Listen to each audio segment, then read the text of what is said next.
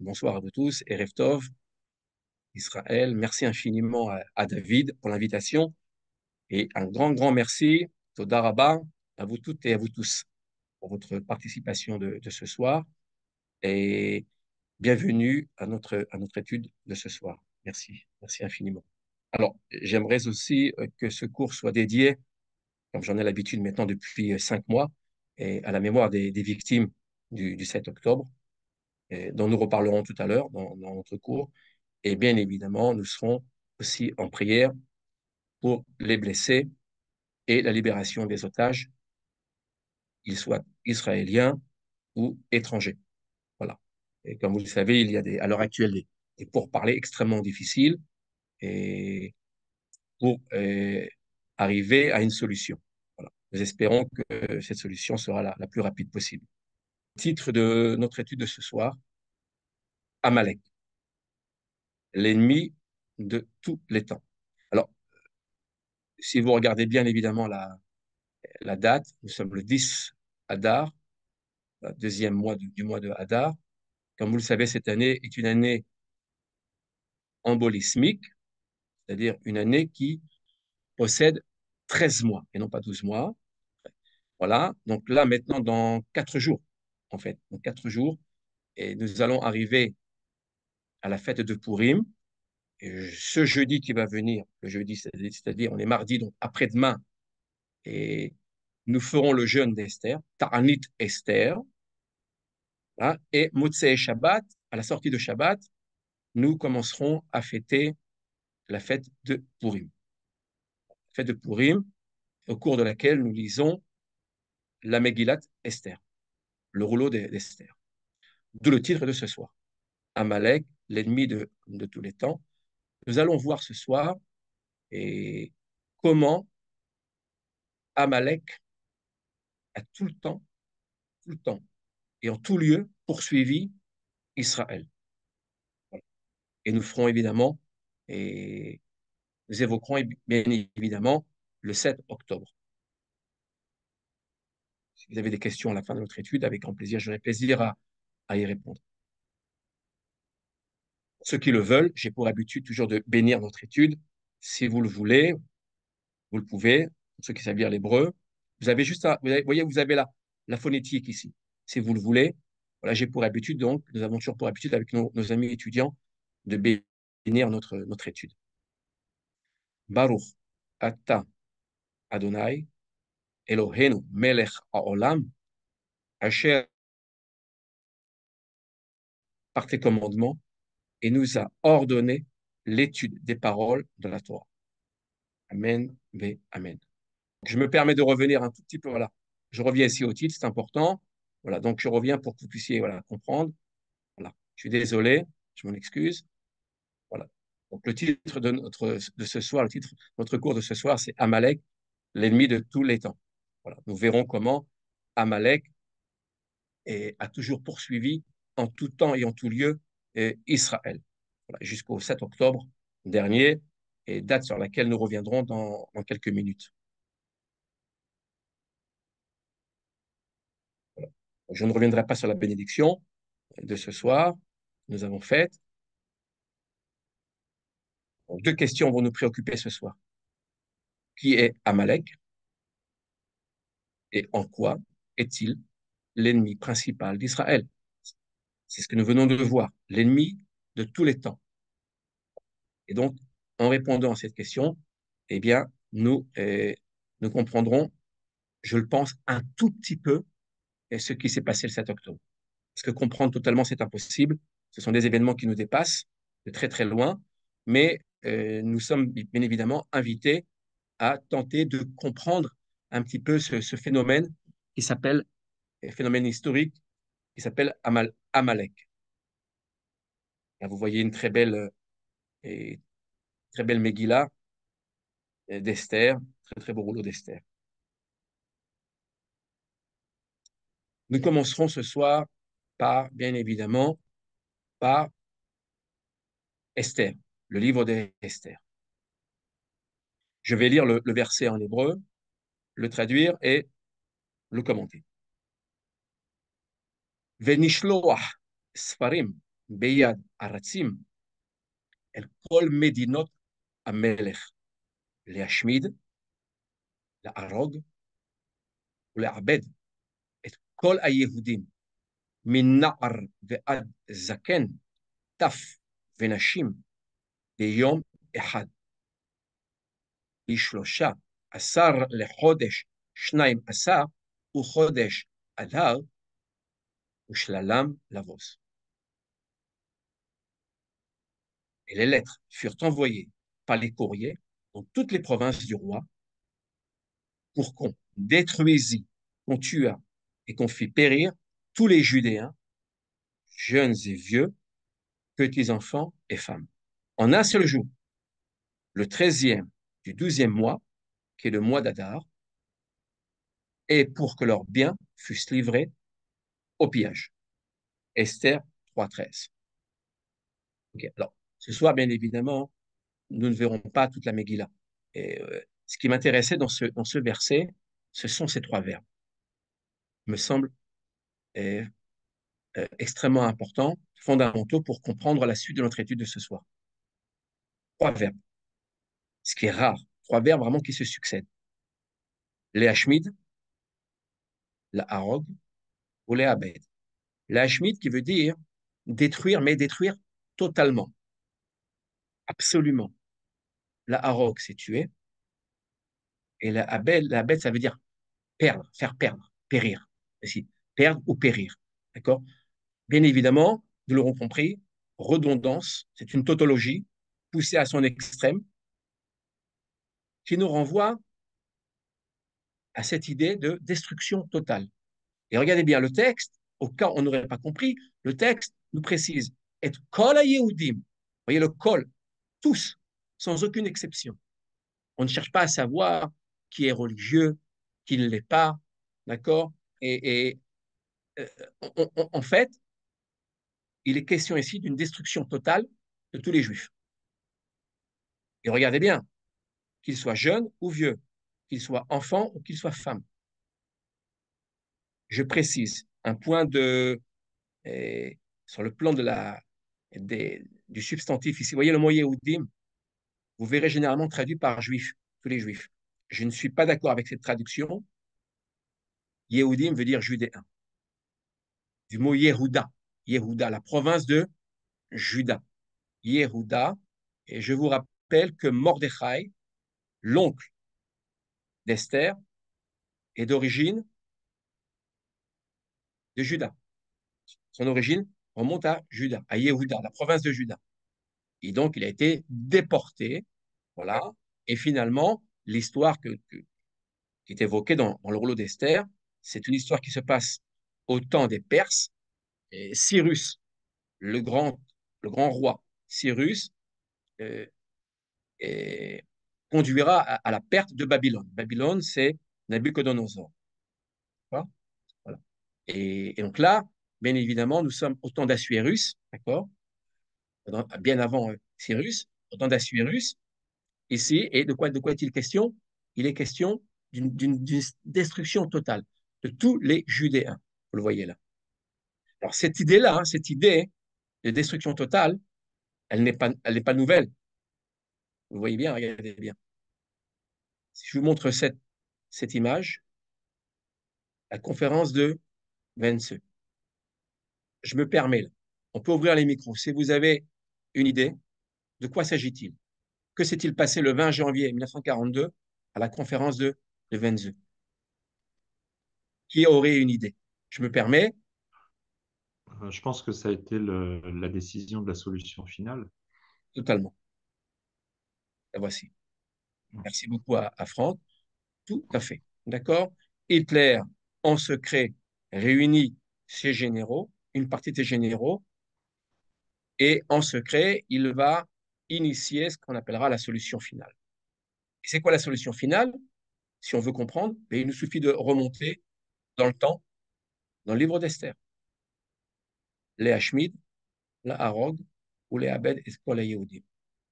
C'est exactement la solution finale. Avant l'heure, dirais-je. Voilà, solution finale. Et bien évidemment, 6 millions de nos frères juifs ont été donc exterminés au moment de la Shoah. Le mot Shoah qui signifie catastrophe, qui est aussi d'ailleurs un mot biblique, hein, qui veut dire détruire, qui veut dire catastrophe aussi. Quelle est l'origine de Haman, le bourreau d'Israël? Alors pourquoi je pose la question? Parce que si nous revenons en arrière, et je reviens en arrière, celui qui a fait envoyer toutes ces lettres, toutes ces missives, vous voyez, on a le mot Sfarim, hein, le mot Sfarim qui veut dire livre en hébreu moderne, mais qui en fait en hébreu biblique veut dire missive, lettre aussi, ou rouleau, voilà. Celui qui a initié cette solution finale au temps de Esther s'appelle Haman. Voilà.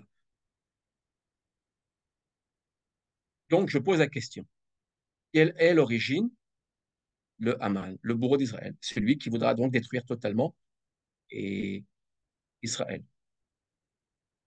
Oui, d'ailleurs, Hitler, hein, dans la tradition d'Israël, on l'appelle Amalek.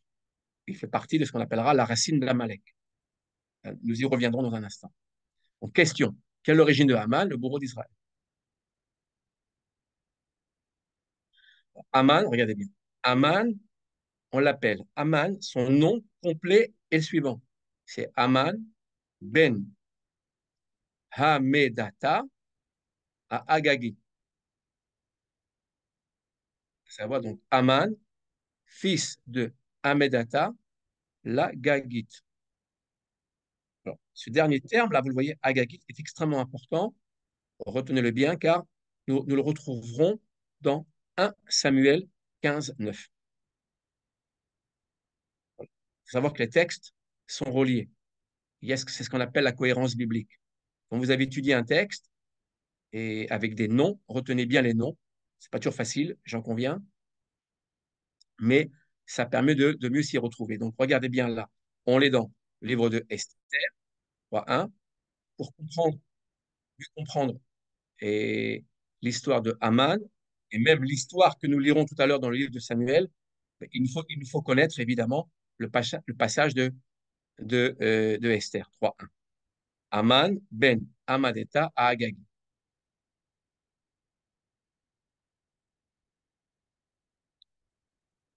L'intitulé de notre cours, je vous le rappelle, c'est Amalek, l'ennemi de tous les temps. Regardez bien. Nous allons remonter au livre de l'Exode. Au livre de l'Exode. Nous avons, il y a quelques minutes, lu un passage de Esther. Cette fois-ci, nous allons lire un passage de l'Exode. On remonte très très loin dans le texte. Vayavo, Amalek, Vailachem, im Israël, birfidim. Et Amalek surgit afin de combattre Israël à Rephidim.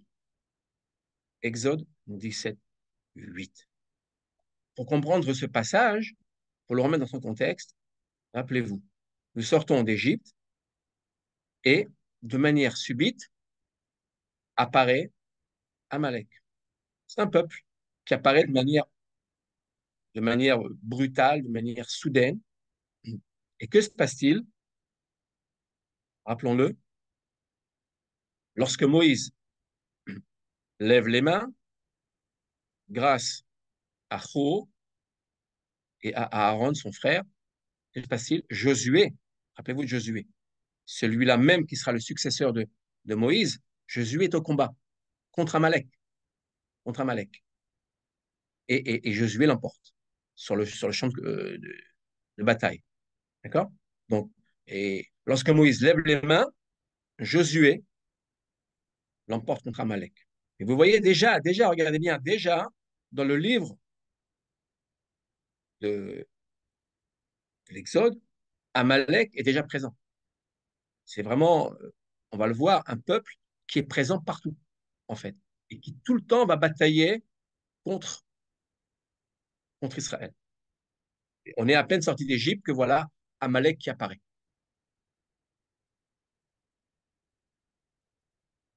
Nous continuons. Regardez bien, nous sommes passés du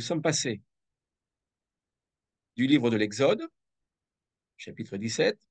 Nous passons au livre de Samuel, premier livre de Samuel, 31. Et vous allez voir comment le texte biblique est d'une actualité, j'allais dire, brûlante. Je vais lire le texte et vous comprendrez mieux euh, l'actualité, l'actualité d'aujourd'hui grâce à ce texte-là. Vayehi, Bevo, David, Vaanashav, Siklag, Bayom Ashlishi,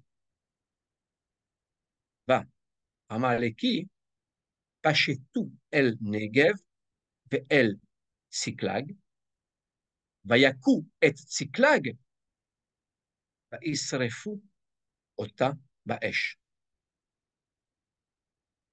Lorsque David arriva le troisième jour à Tsiklag avec ses gens, les Amalécites avaient fait une invasion dans le Midi et à Tsiklag. Ils avaient détruit et brûlé Tsiklag. 1 Samuel 31. Alors, tout d'abord, vous voyez la couleur verte, le mot Negev qui veut dire midi. C'est le sud d'Israël. Amalek, Amalek se trouve généralement dans le sud d'Israël. Déjà, ça nous rappelle quelque chose par rapport à Gaza, à ce qui se passe aujourd'hui à Gaza. Et je vous rappelle que toutes les localités qui ont été détruites et attaquées 7 octobre se trouvent dans le Negev, non, dans le sud, pas très loin d'Ashkelon, justement, où nous habitons. Et regardez ce qui se passe ici. L'Amalécite, que fait-il? Il va s'emparer de Tsiklag. Tsiklag est une ville qui appartient à David. Je ne sais pas si vous vous rappelez de ce passage-là, qui est un passage extrêmement célèbre. Que vont faire, en fait, les membres d'Amalek? J'ai presque dit les terroristes, j'allais dire. Que vont-ils faire? Ils vont faire prisonnier une grande partie de la population de David, plus particulièrement ces deux femmes. Deux femmes de David vont être prises en otage. En otage. Que va faire David? David, en revenant à Tsiklag, évidemment, va comprendre que tout a été brûlé et et que les siens ont donc été pris en otage. Que fait-il? Il n'attend pas. Il va à la rescousse des siens pour les libérer. Il finira par les libérer. Vous voyez, donc déjà, on a déjà ici une idée de guerre. Vous voyez, on ne discute pas avec les terroristes. David ne discute pas avec les terroristes. Ces terroristes qu'on appelle les Amalécites. Il ne discute pas, il va à la guerre, il l'emporte, il ramène à la maison tous les otages, tous les détenus. Et évidemment que cela n'est pas sans nous rappeler, vous voyez, le 7 octobre. 7 octobre, tout s'est passé dans le sud d'Israël, que nous avons ici, hein, dans le Negev. Voilà. Et en fait, et Tsiklag, cette ville-là, je n'ai pas rapporté de carte, mais Tsiklag n'est pas très loin de Gaza. Ceux qui l'aimeraient, je pourrais vous envoyer une carte si vous le voulez. D'accord? C'est-à-dire qu'en fait, cette histoire biblique est pour nous d'une actualité, je dirais, criante. Vraiment. Quand je lis le texte, bah, évidemment, je vous invite à lire tout le texte. Hein. Ce serait trop long de tout lire maintenant, parce que ce n'est pas notre but. Mais si vous lisez tout le texte, vous verrez exactement ce que nous avons vécu le 7 octobre dernier. Voilà. Alors, malheureusement, et bien évidemment, malheureusement, nous n'avons pas réussi encore, à l'instant même où je vous parle, nous n'avons pas réussi à ramener tous nos otages. Malheureusement, nous espérons que lorsqu'on entrera à la FA, à la FIA en hébreu, et nous espérons que nous serons à même de ramener tous les otages. Bezrat Hashem. Et vous voyez comment l'actualité est dans le texte, en fait. Voilà. Vous voyez toutes ces images. Je tenais aussi à montrer quelques images, au moins une image de nos otages. Bien évidemment, là, nous reconnaissons l'une des familles, malheureusement l'une des plus célèbres, malheureusement, la famille Bibas. Là, vous le voyez là. C'est le bébé qui est ici, qui a maintenant, je crois, 1 an et 1 mois, si je ne me trompe pas. Et il a fêté, entre guillemets, on peut le dire, entre guillemets, et c'est 1 an et en détention. Voilà. Son frère, vous voyez, donc là c'est Kfir, le plus petit, c'est Kfir, vous le voyez ici à gauche, à sa droite son frère, Ariel, 4 ans. Tout à fait en bas, nous avons donc les parents, Shiri Veyarden Bibas. Une famille entière, hein, qui n'est toujours pas rentrée à la maison, et nous craignons le pire. Voilà. Alors, il y a parmi ces otages, certains qui ont été libérés, vous le voyez là, ici, certains ont été libérés et d'autres pas encore. Donc, nous pensons très très fortement à tous ces otages. Quelle est l'origine d'Amalek? C'était notre question du départ. Pour comprendre, il nous faut remonter au livre de la Genèse. C'est très très haut en fait.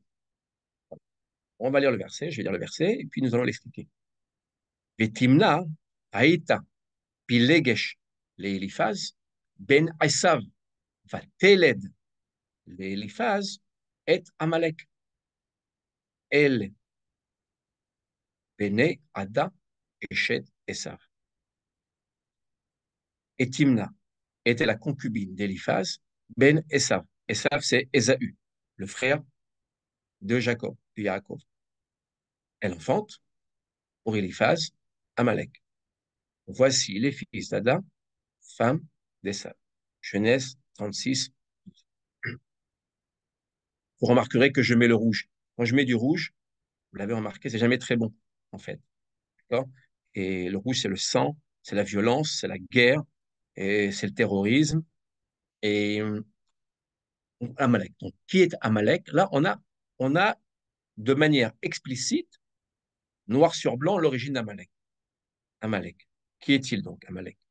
Amalek est donc ici. Sinon, on remonte. Voilà. Eliphaz. Eliphaz, c'est l'un des fils de Ésaü. On a Jacob et Ésaü, donc deux frères. Ésav va avoir un fils qui s'appellera Eliphaz. Il va se marier avec Timna et de cette union va naître Amalek. Ça veut dire quoi? Ça veut dire que Amalek, en fait, c'est de la famille d'Israël, quelque part, si on regarde bien. À la mesure où Ésaü est le frère de Jacob. Voilà son origine. Et, et on dira très toujours, même nos rabbins vont dire que le danger vient toujours de Esav, d'Ésaü.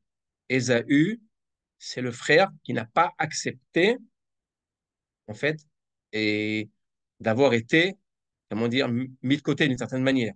D'accord? Et pour différentes raisons. D'abord parce que Esav, vous vous rappelez, avait vendu son droit d'aînesse, son frère, d'une part, et puis d'autre part, rappelez-vous de Yitzhak. Yitzhak bénira non pas Esav, mais Yaakov. Et je prétends que Yitzhak savait très très bien qu'il s'agissait de Jacob, parce que lorsque Jacob s'est rapproché de lui, grâce à sa mère Rebecca, qui lui a dit surtout, fais attention, rapproche-toi de ton père, il te bénira, ne crains rien.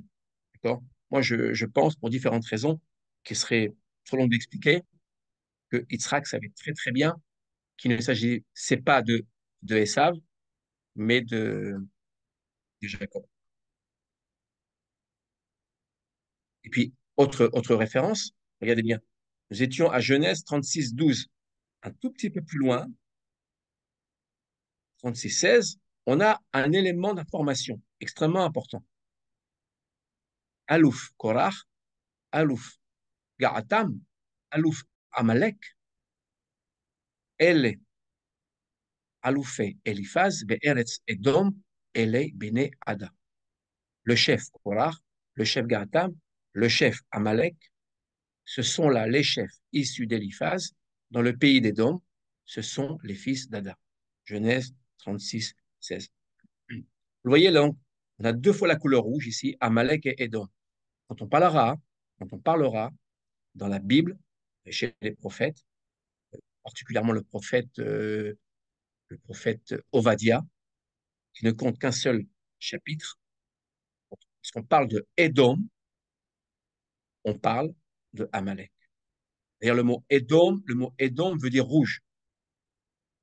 Si vous allez aujourd'hui, si vous vous rendez à Eilat, traversant donc le sud, le Negev, bien évidemment, et le désert, les déserts, il y a plusieurs déserts à traverser pour aller jusqu'à Eilat, eh bien, vous verrez à un moment donné, vers le soir, et lorsque le soleil se couche, vous verrez des montagnes, mais toutes rouges, vraiment toutes rouges, toutes rouges, toutes rouges.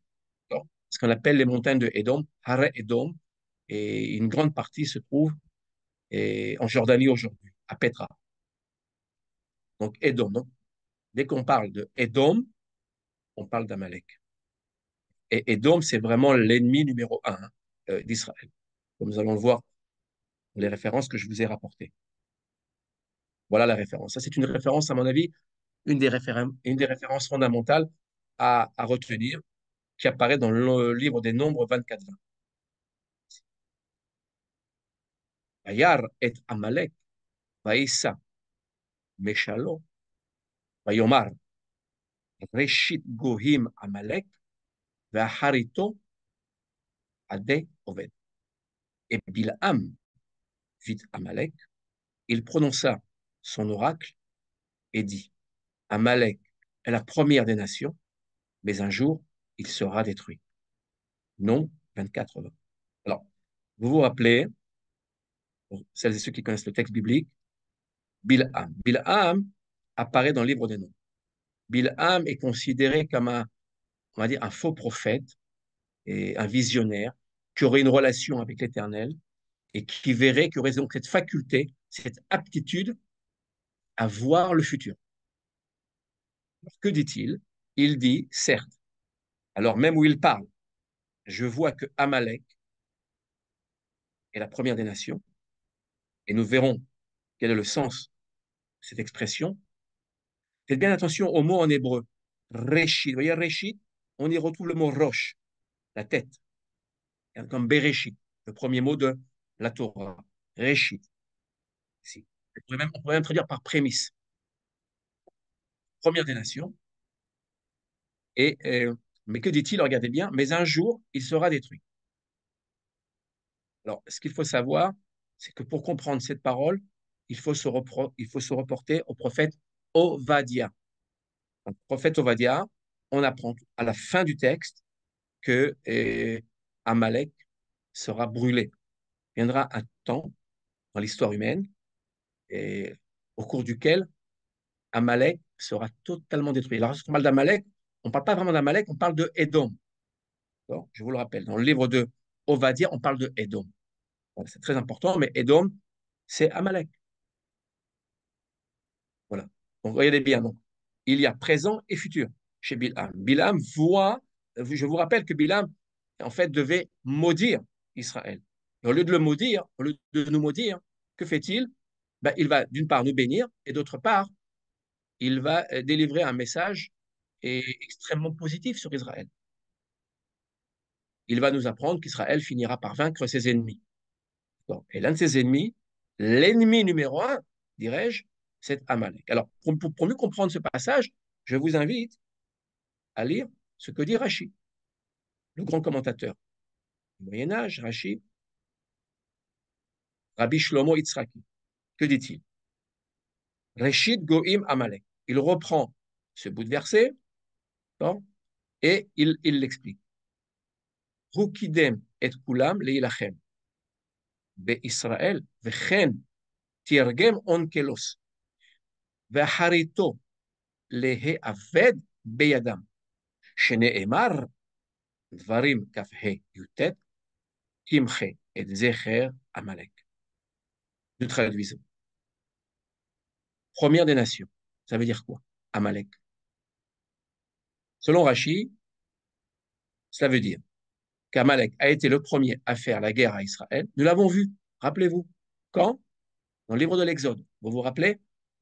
Nous sommes à peine sortis d'Égypte, épuisés, fatigués, et nous ne sommes pas encore totalement constitués en tant que peuple.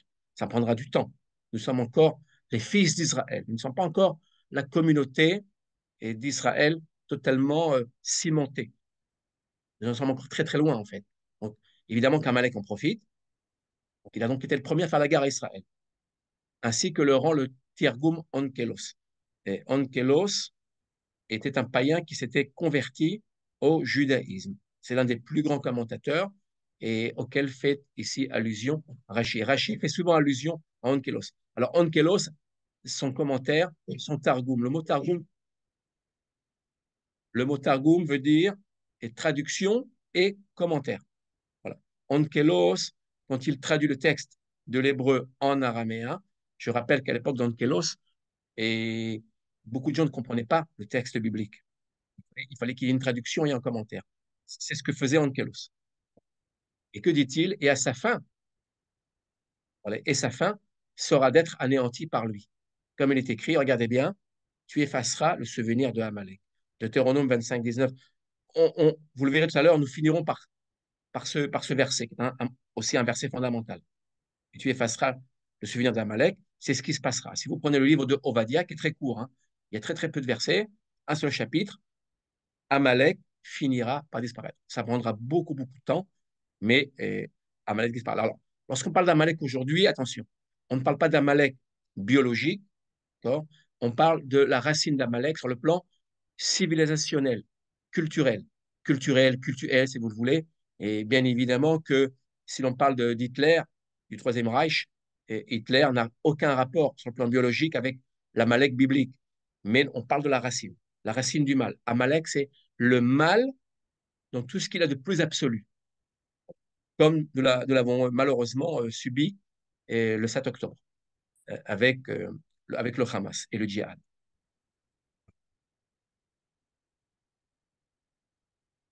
Alors, ce que je voudrais vous montrer, c'est un verset qui me paraît aussi important pour mieux comprendre ce combat. Et le combat, je voudrais quand même ouvrir une parenthèse que je vais refermer. Le combat auquel nous assistons n'est pas un combat politique, géopolitique, c'est un combat de civilisation. D'accord? Et je comprends bien que beaucoup, malheureusement, qui s'opposent à Israël nous disent, oh oui, mais oui, ce qui s'est passé est grave, mais il y a une justification. Il y aurait une justification au 7 octobre dans la mesure où Israël se refuserait de donner des territoires, etc., etc. En fait, non. En fait, il ne s'agit pas de cela. Il s'agit d'un combat de civilisation et je vais vous le prouver. Regarde, je vais lire ce verset et vous allez voir ce qu'on va faire. Kodesh Israël, l'Adonai, Reshit Tevuato, Kol Ochlav, Yeshamu, Ra'a, Tavo Alehem, Nehum Adonai. Israël était consacré à l'Éternel. Il était les prémices. Oh, attention, regardez bien le mot. Réchit, ici, que j'ai colorié de jaune. Il était les prémices de son revenu, de sa terre. Tes voix, c'est le produit de la terre. C'est une métaphore, bien évidemment, ici. Tous ceux qui en mangeaient se rendaient coupables et le malheur fondait sur eux, dit l'Éternel. Jérémie 2:3. Alors, pourquoi ai-je rapporté ce verset? Parce que Israël, ça j'aimerais bien que vous le reteniez, si au moins un verset, selon moi, à retenir, probablement ce verset. C'est un verset phare, selon moi. Israël est appelé les prémices de la terre. Tes voix, ce sont les produits qui sortent de la terre, à savoir les légumes et les fruits. Et nous sommes appelés les prémices. Les prémices. Alors, le fils aîné, si vous voulez. D'accord. Regardez, vous voyez ce mot, Réchit? Nous l'avions où? Nous l'avions là. C'est le même mot.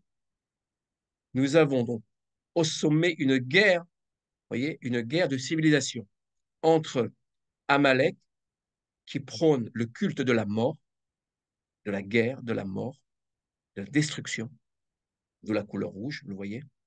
Il ne vit que pour cela. C'est sa raison d'être.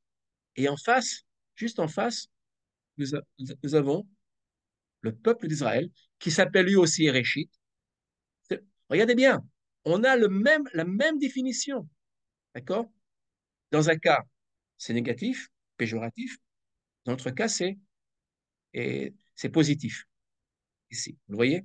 Donc, nous avons donc deux puissances qui vont être, qui vont se confronter, à savoir la puissance du mal par excellence. On dirait en hébreu la puissance du Hamas, d'accord? Pas dans le sens du Hamas et nous a attaqué le 7 octobre, mais un Hamas au sens biblique, c'est-à-dire la violence sous toutes ses formes. Le mot Hamas en hébreu veut dire recouvre et les notions de viol, de vol, d'assassinat et tout ce que vous pouvez imaginer. D'accord. Et même ce qu'on ne peut pas imaginer dans le mal. C'est le mal absolu. Puis en face, regardez bien, on a ici le peuple d'Israël qui s'appelle Réchit. Alors évidemment, on a très vite compris quel est le but d'Amalek. Le but d'Amalek est de se substituer à Israël. Et cela remonte à Ésaü, rappelez-vous. La racine, la racine, c'est celle d'Ésaü. Ésaü n'a jamais pu, le frère de Jacob, n'a jamais pu accepter que son frère reçoive toutes les bénédictions qui font d'Israël un peuple phare, un peuple modèle, qui aura pour vocation de transmettre l'éthique au monde et la lumière au monde. Quand nous devons dans l'absolu être un modèle d'éthique pour le monde entier.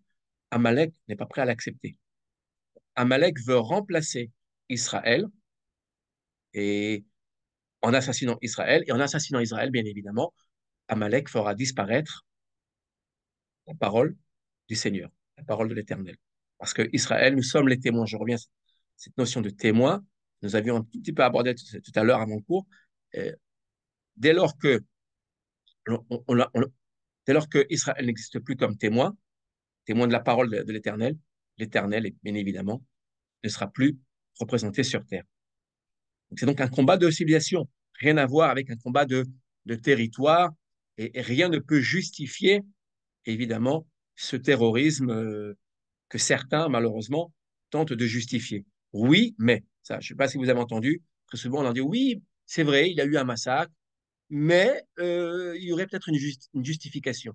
Eh bien, nous disons, nous, non, et il n'y a pas de justification dans la mesure où le combat est un combat de civilisation et au cours duquel Amalek tente, s'efforce de remplacer Israël.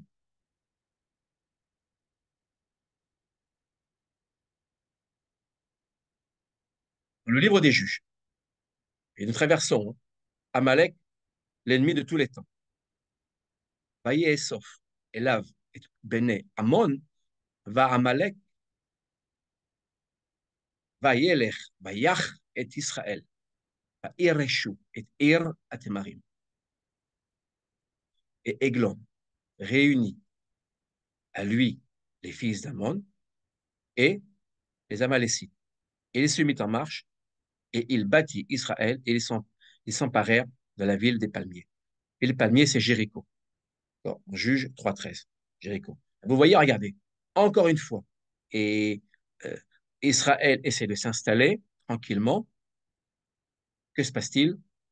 En fait, il va y avoir une coalition en fait, entre différents peuples, entre autres Eglon, Ammon et les Amalécites, pour battre Israël. D'accord? Et en effet, Israël va tomber. Vous voyez, encore une fois. Et alors, Israël se remettra par la suite. Et évidemment, donc, je vous invite à lire le texte. Mais vous voyez, regardez bien Amalek.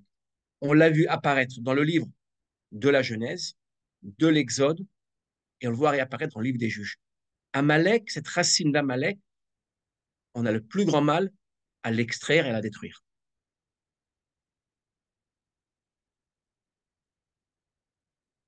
Et évidemment, après le livre des Juges, passage obligatoire. Le livre de Samuel. Premier livre de Samuel, 15:3. Je vais lire, on va lire au moins 3 versets. Ata, lech, vihikita et Amalek, ve aharamtem.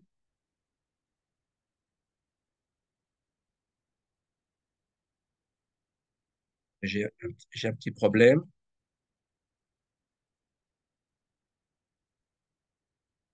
Je ne sais pas si vous me voyez,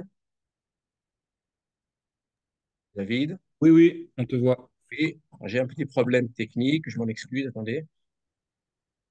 Je vais probablement. Est-ce que tu peux arrêter le cours un instant, David? Oui, tout à fait. Donc, voilà. Donc, et je reprends donc la lecture.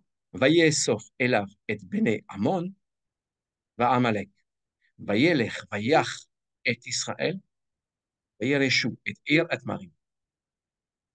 Et Eglon réunit à lui les fils d'Amon et les Amalécites. Et il se mit en marche, il battit Israël et s'emparèrent de la ville des palmiers. Donc, je ne veux pas m'y attarder, nous avons déjà expliqué ce passage. Donc vous le voyez, une lutte constante entre Israël et Amalek. Alors dans le cas précis qui nous intéresse, le livre des Juges, ici 3.13, Israël va tomber et bien évidemment, il réussira par la suite à se remettre. Dans ce qui nous intéresse, c'est le livre de Samuel. Le livre de Samuel, nous allons conclure avec Samuel. Et nous verrons pourquoi. Ata lech veikita et Amalek veharamtem et kol asher lo velo tahmol alav vehemata meish ad isha מעולל ועד יונק, מישור ועד שא, מגמל ועד חמור. Maintenant, va et frappe Amalek, mettez-en interdit tout ce qui est à lui, ne l'épargnez point. Fais mourir les hommes, les femmes, l'enfant, le nourrisson, le bœuf, l'agneau, le chameau et jusqu'à l'âne. 1 Samuel 15.3. De quoi s'agit-il? Ce passage-là est fondamental pour que nous puissions comprendre notre étude de ce soir. Amalek réapparaît. De quoi s'agit-il? Samuel est envoyé.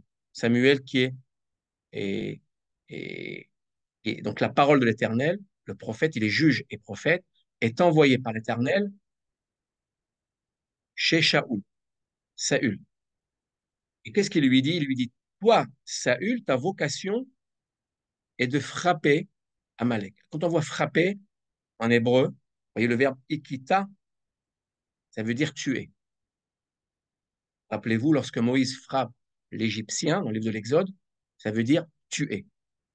Donc, la, la vocation de Shaoul est de tuer Amalek, de déraciner Amalek de ce monde. C'est vraiment la première chose que doit faire le roi. Je vous rappelle que les rois ont été institués pour défendre, pour défendre le peuple. Alors la question est la suivante. Est-ce que Shaoul va répondre à sa vocation? Nous sommes ici 1 Samuel 15.3.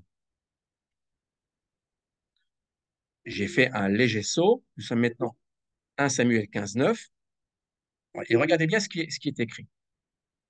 Vayahmol Shaoul ve'aham al Agag ve'al metav atzom ve'abakar ve'amishnim ve'al akarim ve'al hol atov ve'lo havu aharimam ve'chol המלאכה למבזע ונמס אותה החרימו. Et Shaoul, et Saül, et le peuple épargnèrent Agag. Et le meilleur du menu bétail, du gros bétail, ceux de seconde portée, ainsi que les agneaux, tout ce qui était bon. Mais ils détruisirent tout ce qui était méprisable et chétif. 1 Samuel 15.9. Nous allons nous arrêter là, regardez bien. Vayachmol. Le verbe chamal, chet, même lamed, veut dire avoir pitié d'eux, éprouver de l'empathie envers. Que s'est-il passé? Le roi que Shaoul aurait dû abattre, vous voyez ici Amalek, vous voyez la couleur rouge, Amalek, eh bien, quel est ce roi? Le voici, c'est Agag. Alors pourquoi ce verset est important pour nous ce soir? Rappelez-vous, nous allons faire ceci. Nous allons remonter dans le texte. Rappelez-vous. Voilà. Vous vous rappelez? 1 Samuel 15.9. Nous avions commencé notre étude, rappelez-vous, avec avec Aman dans le livre de Esther. L'un des personnages principaux du texte n'est autre que Haman. Or, Haman, nous nous étions posé la question, quelle est son origine? Haman ben Hamedata à Agagi. Regardez bien, Agagi, l'Agagite. Haman est issu du roi Agag, celui-là même qui n'a pas été tué par Shaoul. Shaoul, le premier roi d'Israël, a manqué à sa vocation. Cela veut dire quoi? Ça veut dire que si Shaoul avait tué comme il se doit, selon la parole, selon le commandement, l'ordonnance d'Hachem, s'il avait tué Agag, il est fort probable que Haman ne serait pas né. Donc, Haman est en fait l'arrière-petit-fils, si vous le voulez, de Agag. Que s'est-il passé? Agag n'a pas été tué. Donc, Agag a eu le temps, finalement, d'amener plusieurs enfants au monde. Et comment les choses vont se terminer? Évidemment qu'elles vont se terminer très très mal pour Agag. Voilà, nous allons revenir. Et là, je reviens ici. Voilà. Que se, que se passe-t-il finalement? In fine, que se passe-t-il? Vayomer Shmuel, Ka'asher, Shekela, Nashim, Harbecha, Ken, Tishkal, Minashim, Imecha, Vayishasef, Shmuel et Agag, Lifne Adonai, Bagilgal.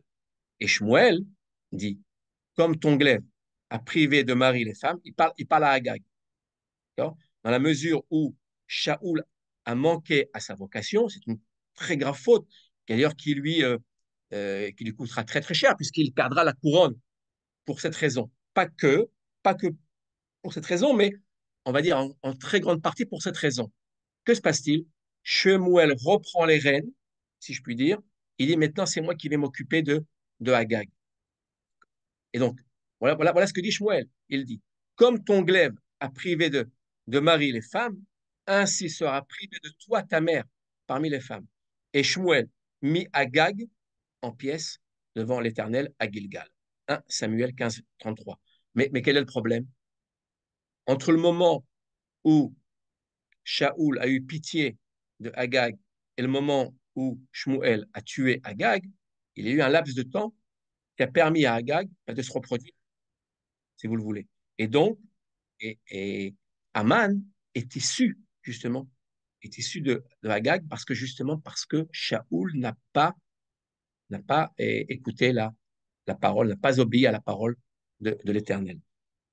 Je sais que le texte est difficile, hein, et, le texte est compliqué, j'en conviens, je vous l'accorde. Comment est-il possible de tuer un peuple entier, vous voyez? Mais en tout cas, dans le texte biblique, c'est ce que nous dit le texte biblique. Agag, Amalek n'a pas lieu d'être. Chaque enfant qui naîtra, dans le texte biblique, chaque enfant d'Amalek, j'entends bien, d'accord, est un futur terroriste, si vous le voulez. D'où l'importance pour l'Éternel, pour Hachem, de détruire toute la racine d'Amalek. Et nous finissons, bien évidemment, par ces deux versets qui vont conclure notre étude de ce soir.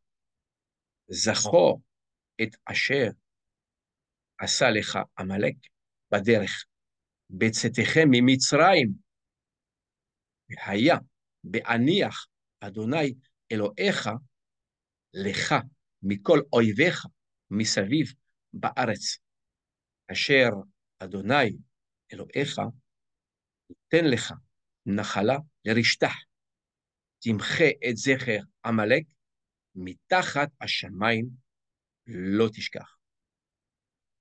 Traduction.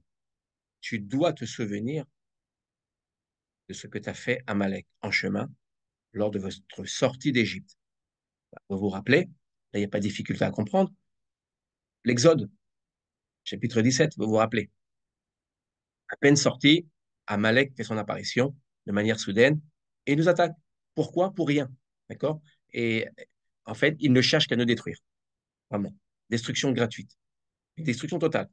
Juste une remarque d'ordre grammatical, Zachor. Vous voyez, Zachor, si vous prenez toutes les traductions et que j'ai pu regarder avant notre cours, vous verrez, non pas tu dois te souvenir, mais souviens-toi. Or, ce n'est pas juste, c'est une erreur de traduction. Même, je crois même André Chouraki, l'un des plus grands traducteurs, traduit par souviens-toi. Si nous avions souviens-toi, nous n'aurions pas Zachor. Voilà, pour ceux qui le savent, ici on a un kamatz. Donc, on aurait Zechor, on aurait un Sheva. Donc on n'a pas Zechor, nous avons Zachor. Donc Zachor veut dire, non pas souviens-toi, ce n'est pas un impératif, c'est beaucoup plus fort qu'un impératif. Bon. Et c'est tu dois te souvenir. Tu as l'obligation. C'est pas souviens-toi quand tu le pourras. C'est tu dois te souvenir, c'est-à-dire c'est un commandement. C'est un commandement et ce commandement est si important que même dans le Sidour, dans le livre de prière, et, eh bien, ce commandement est rappelé tous les jours. Nous devons logiquement, en règle générale, ce commandement est rappelé à la fin de la prière, tout à fait à la fin de la prière. Ça, c'est le verset 17 du chapitre 25. Vous vous rappelez que Rachi avait noté, et je continue. Lorsque l'Éternel, ton Seigneur, après t'avoir délivré de tous les ennemis qui t'entourent, t'accordera du repos dans le pays que l'Éternel, ton Seigneur, te donne, en héritage et en propriété, c'est ce qui s'est passé, je vous parle d'où? D'Israël, eh bien, regardez le commandement. Tu effaceras la mémoire d'Amalek. Timché. Nous avons ici un futur, mais un futur qui relève de l'ordre. Si tu as l'obligation, toi, Israël, et voyez, on l'a, même si regardez bien, on l'a à la deuxième personne du singulier. Ça veut dire quoi? Nous sommes tous concernés. C'est pas simplement l'État, c'est tout Israël. On a vraiment, vous voyez, et Amalek est pour nous l'ennemi numéro un. Il nous empêche de vivre, de respirer, de nous développer. Il cherche à se substituer à notre existence. Donc tu effaceras la mémoire d'Amalek de dessous les cieux. Donc destruction d'Amalek, c'est ce que nous faisons à l'heure actuelle à Gaza, en tout cas en grande partie, dans l'espoir que nous réussirons à le détruire totalement. Et regardez bien à la fin, lo tishkar. Tu ne l'oublieras point. Ça veut dire quoi? Ça, c'est le sens de l'histoire d'Israël, la mémoire. Israël se caractérise par la mémoire. On n'oublie pas la Shoah, l'avons vu, c'est Amalek. On a Hitler et même toute l'Europe, on peut le dire, ont essayé de nous détruire totalement, destruction totale, 6 millions d'hommes hein, et de femmes et d'enfants, ne l'oublions pas. Rien qu'en Pologne, 3 millions de juifs. Hein. Je vous rappelle qu'en Pologne, nous étions en Pologne depuis 800 ans avant la Shoah. Communauté tout à fait installée. C'était la communauté la plus grande en Europe. Communauté juive, hein, j'entends, en Europe.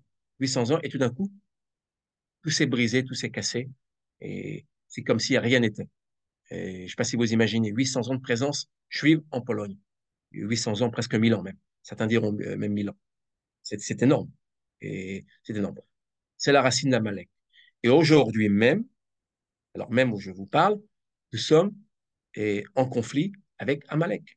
Alors je sais que cela déplaît à certaines personnes, mais même d'ailleurs notre Premier ministre hein, a fait référence à Amalek.